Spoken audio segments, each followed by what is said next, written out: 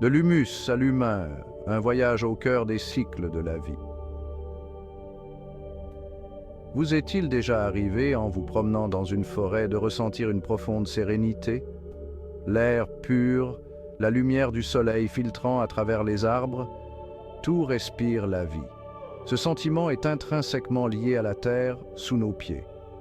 Le sol, riche en humus, est un puissant rappel des cycles de la vie. Il nous parle de mort, de décomposition et de l'incroyable potentiel de renouveau. C'est l'essence même de la théorie de l'humus à l'humain.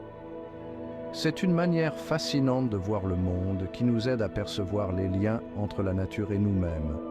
La théorie de l'humus à l'humain prend racine à la fois dans l'écologie et la philosophie. Elle nous rappelle que nous faisons partie intégrante de la nature et non pas des êtres distincts. Tout comme une forêt dépend de la décomposition des feuilles mortes, nos sociétés dépendent de cycles de transformation. Cette théorie nous invite à observer nos vies et notre monde sous un nouveau jour. Elle nous encourage à voir la beauté et la nécessité du changement. L'alchimie de la décomposition, le grand programme de recyclage de la nature. Imaginez une simple feuille tombant d'un arbre. Elle atterrit sur le sol forestier, apparemment arrivée au terme de sa vie. Mais ce n'est pas la fin. C'est là que la magie de la décomposition opère. Des micro-organismes, des champignons et des insectes se mettent au travail. Ils décomposent la feuille, transformant sa matière organique complexe en composés plus simples. Ce processus, souvent invisible, est vital. C'est la façon dont la nature recycle. En se décomposant, la feuille libère des nutriments dans le sol. Ces nutriments nourrissent les plantes et les arbres environnants. Le sol forestier devient une riche tapisserie de vie, grouillant d'organismes. Ce processus de décomposition n'est pas une perte, mais une transformation. C'est un cycle continu de naissance, de mort et de renouveau. Les graines de la transformation, renaissance dans le sol et dans l'âme. Tout comme le sol forestier connaît des cycles de décomposition et de régénération, nous aussi. Nous traversons des périodes de croissance, suivies de défis, de pertes et de moments d'introspection. C'est le rythme naturel de la vie. Parfois, ces expériences peuvent ressembler à des feuilles qui tombent, à des moments d'effondrement.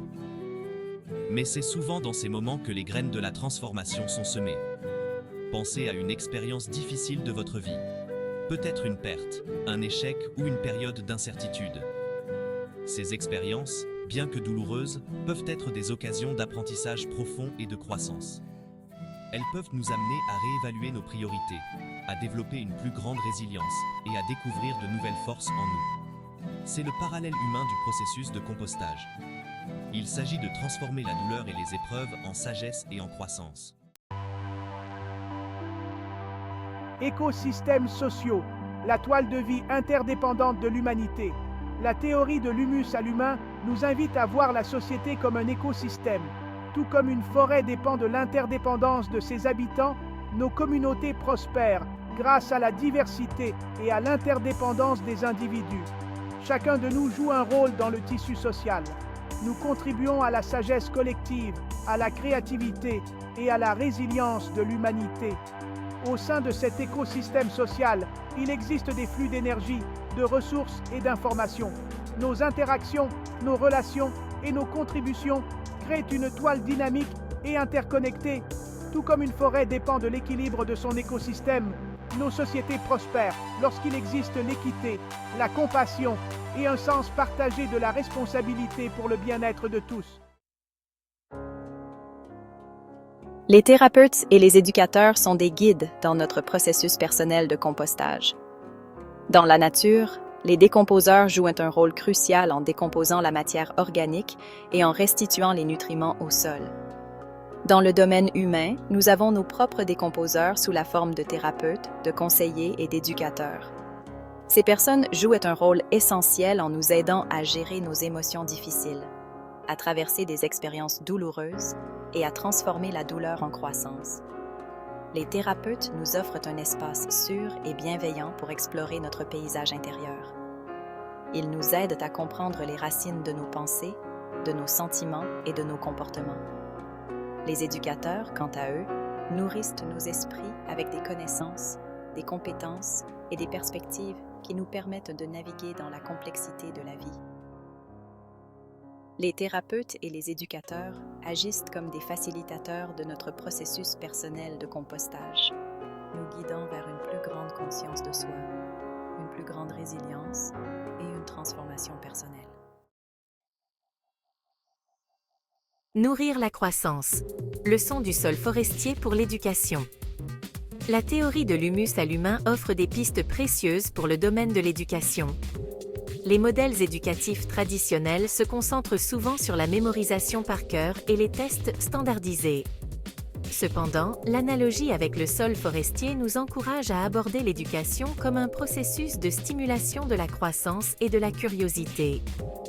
Tout comme un écosystème forestier diversifié s'épanouit grâce à une variété d'espèces, un environnement d'apprentissage dynamique doit accueillir différents styles d'apprentissage, perspectives et expériences. Imaginez une salle de classe qui ressemble davantage à un jardin. Les élèves sont encouragés à explorer, à expérimenter et à apprendre de leurs erreurs. Les enseignants jouent le rôle de facilitateurs, guidant la curiosité naturelle des élèves et les aidant à établir des liens entre les différentes matières. Cette approche de l'éducation favorise l'esprit critique, la créativité et le plaisir d'apprendre tout au long de la vie. Les principes de décomposition et de régénération peuvent également s'appliquer à notre bien-être mental et émotionnel. La vie apporte inévitablement son lot de défis, de revers et de moments difficiles. Il est facile de se décourager ou de se sentir dépassé pendant ces périodes. Cependant, la théorie de l'humus à l'humain nous rappelle que, tout comme un sol forestier peut se remettre d'un incendie ou d'une tempête, nous possédons nous aussi une capacité innée de résilience et de renouveau. En acceptant les cycles naturels de la vie, nous pouvons apprendre à aborder les émotions et les expériences difficiles avec plus de compassion et d'acceptation. Des pratiques telles que la pleine conscience, la tenue d'un journal et le temps passé dans la nature peuvent nous aider à nous connecter à notre résilience intérieure et à cultiver un sentiment de paix au milieu des hauts et des bas inévitables de la vie. La théorie de l'humus à l'humain met en lumière l'impermanence de toute chose.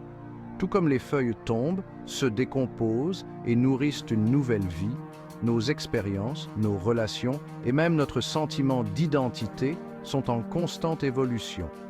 Ce concept peut être difficile à appréhender car nous recherchons souvent la stabilité et la permanence dans nos vies. Cependant, en acceptant l'impermanence, nous nous ouvrons à la possibilité de croissance, de transformation et de renouveau. Lorsque nous lâchons prise sur le besoin de nous accrocher aux choses telles qu'elles sont, nous créons un espace pour que de nouvelles possibilités émergent. Cela nous permet d'aborder la vie avec un sentiment de curiosité, d'ouverture et de volonté de nous adapter aux circonstances changeantes. La théorie de l'humus à l'humain n'est pas qu'un concept philosophique. Elle offre des pistes concrètes pour vivre en harmonie avec nous-mêmes, les uns avec les autres et avec la nature. En comprenant l'interdépendance de toutes choses, nous pouvons faire des choix qui soutiennent le bien-être de la toile de la vie dans son ensemble. Cela peut se traduire par le compostage de nos déchets alimentaires, le soutien à l'agriculture durable ou simplement une plus grande conscience de nos habitudes de consommation. Cela signifie également cultiver l'empathie et la compassion dans nos interactions avec les autres, en reconnaissant que nous faisons tous partie de la même toile de vie interconnectée.